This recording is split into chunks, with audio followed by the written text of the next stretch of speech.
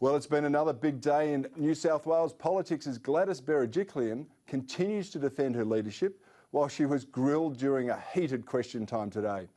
Now, revelations of the Premier's secret relationship with former Liberal MP Darryl Maguire has stirred up Parliament and triggered calls for the government to establish a national anti-corruption body in the wake of the Premier's testimony. Now, joining me now is Sky News contributor Graham Richardson. Hello, Graham. Thanks for coming on the show. Pleasure. Now, Graham, you would have seen many things in your time around politics. Have you ever seen anything quite like this? And do you think Gladys Berejiklian is going to surprise these latest revelations? This circus is just one of a kind. I've not seen anything quite like it. And I suppose it's because it's so out of the blue, it's so unexpected. And I think people just didn't imagine Gladys Berejiklian having a private life. I think people just assumed she worked 24/7, and that was all there was to her. And I think that's always a dangerous assumption, because everybody has to have a life, something on the side, something that keeps them sane. Well, that's a very good point, and I think Gladys Berejiklian is widely liked. She's respected. She's tamed what I think is a very fractious Liberal Party, and she's admired by the media. But there are two schools of thought in this, Graham, and one of them was put forward by Andrew Clennell, a Sky News reporter. Let's just go to what he asked the Premier today. And it's not about the personal, it's about the professional. Why didn't you pull up Darryl Maguire in any of these phone calls? Why didn't you report any of this behaviour? He was clearly lobbying for developers while you were Premier and he was a parliamentary secretary. Why didn't you act on this, Premier? Well, look, that's all your opinion, Mr. Clennell. It's in the evidence, Premier. At all times I've maintained a distinction between my personal and private life and the public office. Now, Graham, I'm leaning to the Clennell interpretation of events. Gladys Berejiklian knew a long time ago that Darryl Maguire was doing deals on the side. She became Premier. If you ignore the relationship, she appointed him as Parliamentary Secretary, and then he was continuing to do deals on the side. Is the Premier culpable here? Well, culpable is a strong word, but she can't avoid the impression that everyone has, which is that she must have known. I can't sit here and prove that she did, but she must have known. You can't have a relationship like she had with Maguire for as long as she had it without knowing a lot about each other. It isn't possible. And in their private moments, you'd have to believe they didn't speak if she didn't know about it. And no one will believe that. So I think the problem that she's got is a credibility gap. No one's going to accept that she didn't know. And so I think that she's, for the first time in her leadership period, she's coming to a place that's a pretty ugly place, and one that she just doesn't know how to get out of. She is stuck, and she's stuck in the mud, and some of it sticks. Yeah, but she's got some big defenders in her corner, not least the factional operations in New South Wales. There's lots of people who like her, admire her and think she's been a great Premier, including our very own Prime Minister, Scott Morrison. Here's what he had to say. Gladys has been a tremendous Premier, and she has my absolute support. And I thought she showed a lot of courage yesterday, but I also thought she showed a lot of humility, which is the Gladys I know. You know, we're all human, and particularly in those areas of our lives, and Gladys is an extremely private person and a person of tremendous integrity. She's a great friend, and I know she's been getting many messages of support from her friends and colleagues, including me from yesterday and Jenny. That would have been really tough to have that all out there in front of everybody yesterday. I just thought she showed a lot of strength to deal with that and to deal with the choices that she's made in her own life, and how she just dealt with it yesterday. I thought was a real credit to her and to her family as well. And I want to thank particularly Dom Perrottet and Brad Hazard and the whole team down there in the New South Wales government getting in behind her, and certainly they were the messages we sent yesterday. Now, Graham, it's hard to disagree with anything the Prime Minister said there because I think he spoke the truth.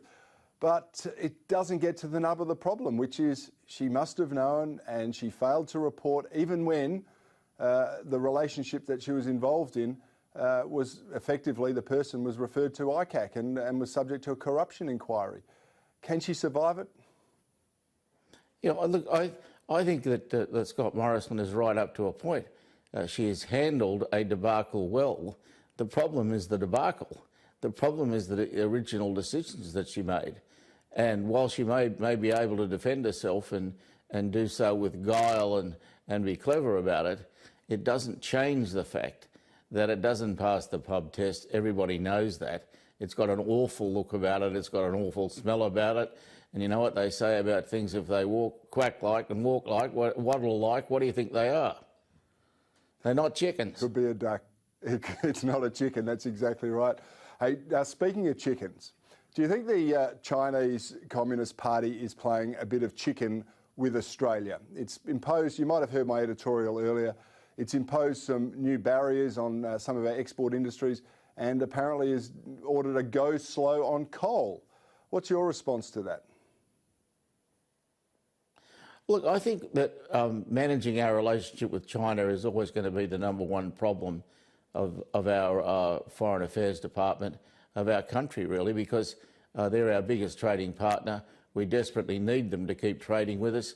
But of course, when it comes to matters of defence, we're in an alliance with the United States, and the United States and China are always hammering up against each other, and it's going to be uncomfortable for us from time to time.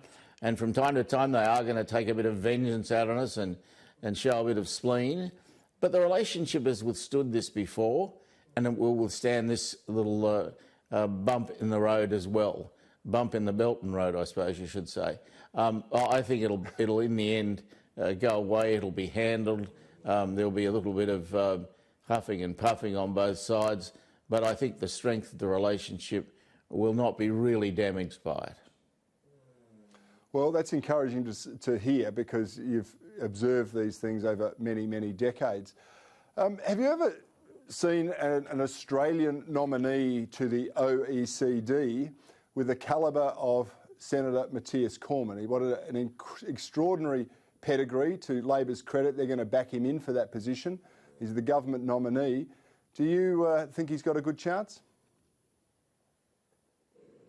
Look, I'm sorry, I didn't quite hear all of that. Could you just go over that last bit again, please? I was just saying that Matthias Cormann, I think, is probably the best qualified or credentialed candidate for a position like the OECD that Australia's put forward, or at least in my memory. And do you think he's got a chance of getting that new job? Well, look, Australians don't have a great record of getting these jobs. You know, Kevin Rudd tried to line up for one.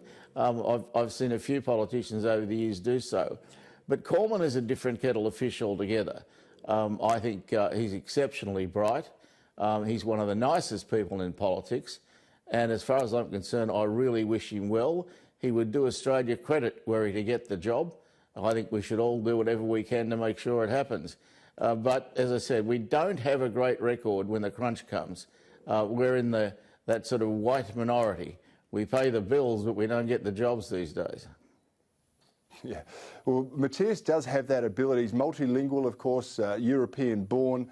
It's a credit to Labor, quite frankly, that they're backing him in, and it's a credit to him. I think that they've chosen to do that as well. So it would benefit Australia, I think, on the world stage to have someone of Matthias Cormann's stature and experience take on that very important role. But speaking of Labor, Graham, I can't let you... There's no question it would be a benefit to Australia. I'm a great supporter of his. I think if you look at Matthias Cormann's record over the years, it's absolutely first class, never a hint of doing anything wrong.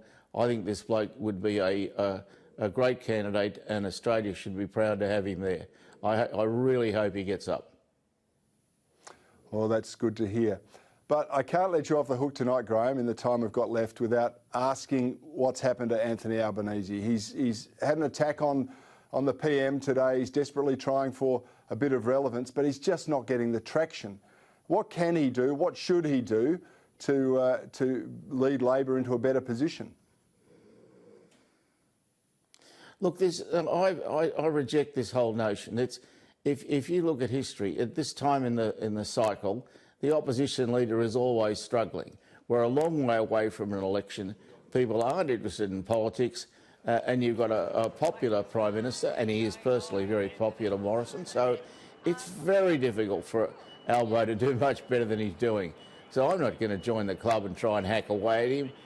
I think that he's just got to accept the fact that when you're the opposition leader, you're at the wrong end of the totem pole and you've got to wait your turn. And he won't get a run for a few more months, but his turn will come. He'll get a run and he'll be in there punching all the way, and hopefully he can get up from my point of view. But tall order beating Morrison, there's no doubt about that.